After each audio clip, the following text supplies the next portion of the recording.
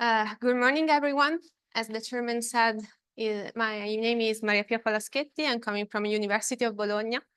And today I'm going to show you our work on the determination of intralaminar properties in the context of a calibration of a model that we use for crashworthiness simulations.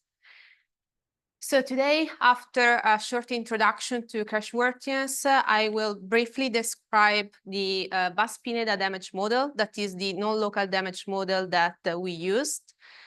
I will describe the calibration procedure that we usually use with this damage model, with a specific focus on compact compression and compact tension tests and simulations, up to example of this calibration and the validation of the procedure with the comparison with the experimental data of crashworthiness tests.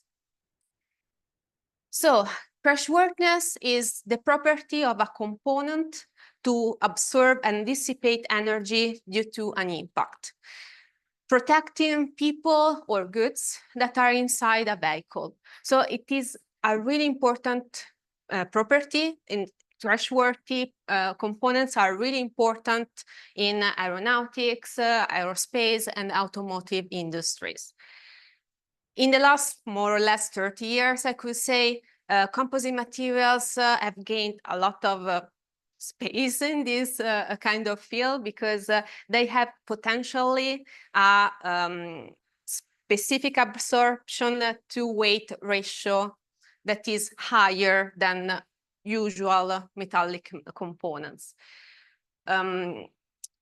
Obviously, we still have a lot of parameters that can influence composite behaviors that are matrix or fiber materials, sticking sequences, the component geometry, trigger geometry, and so on. So we still have a lot of design parameters that we should study in order to optimize the component for that specific aim.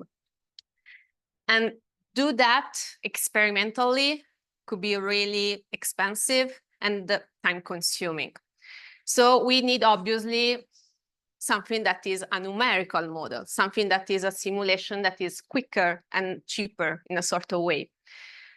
But however, we still need a lot of real material properties to put inside the model. So as you can see, this, you know this very well, I'm pretty sure.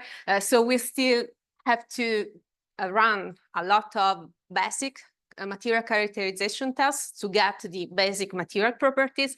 But sometimes, like in this case, for this model, we also need very specific properties, like, for example, intralaminar properties in fiber and direction, fiber and matrix direction, that are coming from compact compression and compact tension tests. The software that we used is the ESI Virtual Performance Solution, and the model, Bas-Pineda damage model that we used is as it is inside that inside that software. So probably there are other versions considering the different softwares, but this is the version obviously that we used. And in this case, in ESI, we have the opportunity to choose to use this with unidirectional plies or fabric plies. For what we are going to see together today, we used unidirectional plies. So everything that you will see, it's related to unidirectional. So how is the model? The model is a structure, as you can see in the picture. So we have three different states.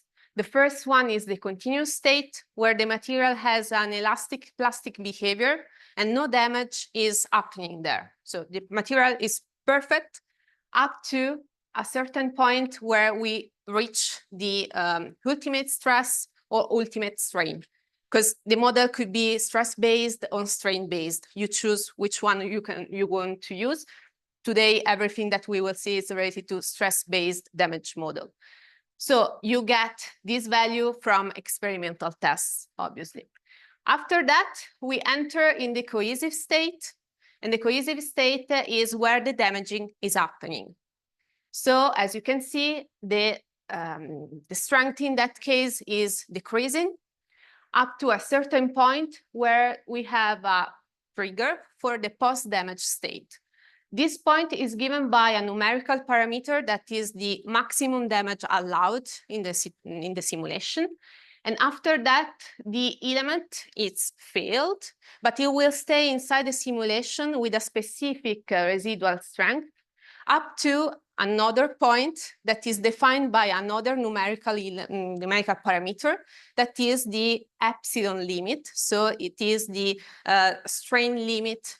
Again, another parameter that we have to put inside the material card, and that parameter will give us the point where the element will be removed from the simulation. So, I forgot to say also, obviously, we have that the area that is under that curve is the energy that has been dissipated during the process of damaging and so on. So we have these three main parameters to get from the experimental results, obviously, for the energy. But then we have also the max and epsilon limit that we have to sort of tune in order to get stability in our simulation. So the process for the calibration of this model is really simple. We get all the information, all the parameters, the values of the material characteristics from the experimental data. We put everything inside the material card. We run it. We have to check if the energies are good enough for the mesh dimension that we choose for that simulation. And that is the part where we need compact compression and compact tension tests.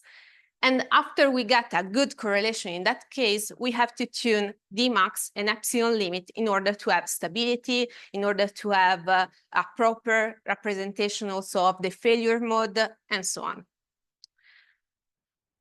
So this is just a summary of all the experimental tests that are needed for basic and also intralaminar properties.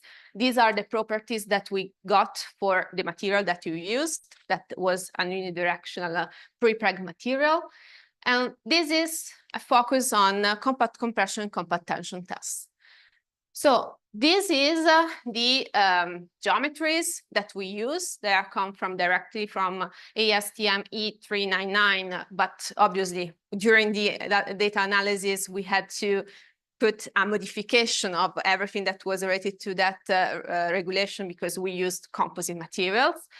And these are the data that we got. So applying this, it means that we have, as I said, first of all, check if the energies that we got from the experimental tests are good for our mesh dimensions. So we choose to check three different mesh dimensions, 0.2, 0.6, and 1 millimeter. I have to remind you that the final aim is always crashworthiness simulations. So obviously, these dimensions were chosen in order to have something that could be really precise, but it would have a lot of computational time required, or maybe something that it is a little less precise in some outputs, but it's quicker. So we had to find a compromise with everything. So we choose these three, we check everything with that, and as I said, then we had to obviously tune the max and epsilon limit. So this is all the simulations that we have run, and we will see now that together, starting from compact tension tests. So as I said, first thing that we have to do is put all the experimental data that we got from tests inside our compact tension, in this case, model, and then run a simulation. As you can see, with all the experimental data, with the 0.2 millimeter mesh, we already get something that is sort of compatible with our experimental results that are in black, gray color there. The other two mesh dimensions is not so good. So for the 0.2, we have just more or less to tune the max and epsilon limit to get something that is better compared to the experimental data. But for the other two, we have to, first of all, find out which is the real energy that we have to put inside the material card. To do that, we just have to take into account the element length. So comparing that with the other one that was perfect already with the experimental tests, we can get the value directly from that, and putting that inside the material card, we get something that is the red curve here that is already good enough with experimental comparison.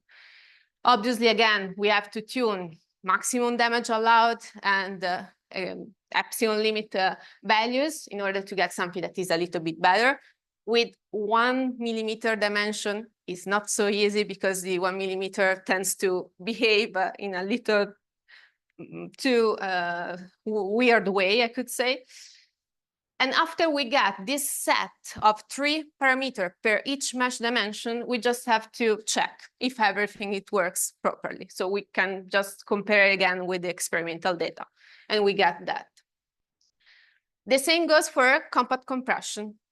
So compact compression test, again, all the experimental data inside the model, we run the model, we see that already with 0.2, we get good results. So for 0.2, we just have to tune the maximum and epsilon limit, while with the 0.6 and 1 millimeter mesh, we have first of all to find out the real value that we have to put inside the model for the energies. And after that, again, we have to tune these 2 other numerical parameters. Again, put all together this set of values inside the simulation, and we get a good results.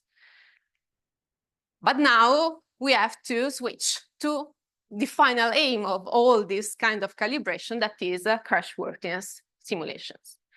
So now that we have everything related to the 3 different mesh dimensions, we can put obviously inside the material card. But as you can see, the model is a little bit more complex here. So now coming from the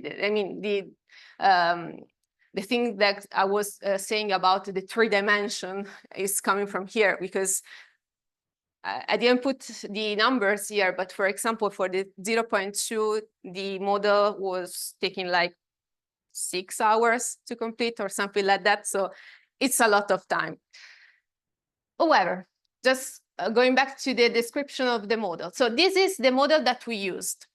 As you can see, this is a self-portant geometry that is made by 3 or 5 repetition of a half cycle section. In this case, all the results that we are going to see are related to the 5 repetitions, but we produced also 3 repetitions. We had a lot of specimens and we crashed all of them. So we could have done the comparison also with the 3, but I liked these a little bit more.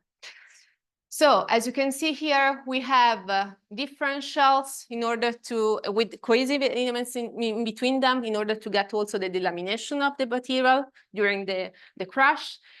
We had also the trigger that in experimental tests is a chamfer trigger. So we tried with shell our best to reproduce that kind of trigger as well. And obviously the fixed nodes at the basis of these specimen in order to reproduce also that we have obviously a plane on which our specimen is located. And these are the results. So as I said, for the 0.2 millimeter simulation already with the compact compression, compact tension tests, the experimental energies were good enough. So we didn't really calibrate that material card. So here you can see the red line here, the red curve here, that is the one that we get with all the experimental value in the material card, and it is already good enough. So I just put the other curve, that the orange one, that is the same 0.2 millimeter model, but run with inside the 1 millimeter material card. So as you can see, obviously, they are not compatible. So if a material card is calibrated for 1 mesh dimension, we cannot use that, obviously, with another one. We can also see what happens with the 1 millimeter mesh. As you can see, a lot of oscillations as expected, because 1 millimeter is a little bit too big in this case. If you look at the filtered curves, you can see that, however, there is a good behavior of the calibrated curve, that is this one that is overlapping with the experimental data, while the non-calibrated material card is, if you took into consideration the average value, obviously it's a little bit far from that. And this is clearer, obviously, if we look at the 0.6 millimeters. So here the calibration, the calibrated material card is here. So we had good results. The two GIF that I put here are only just to make you see what happens when we have a really low epsilon limit value. So the element in this case is eliminated from the simulation just after the damage is reached. So there is no representation of what's happening in reality with the material. While in this case, when the epsilon limit is a little bit more tuned to obtain that kind of value, but still have stability in the simulation, we can also see the delamination and all the other things that are sort of happening during the crash worthiness. So what we have seen today, I gave you a short introduction to Vas-Pineda damage model, the calibration method that we use, and the specific focus was obviously on compact compression and compact tension tests, simulations. And we have, at the end, have seen also the validation of this whole procedure against the crash worthiness experimental data that we got. So thank you very much.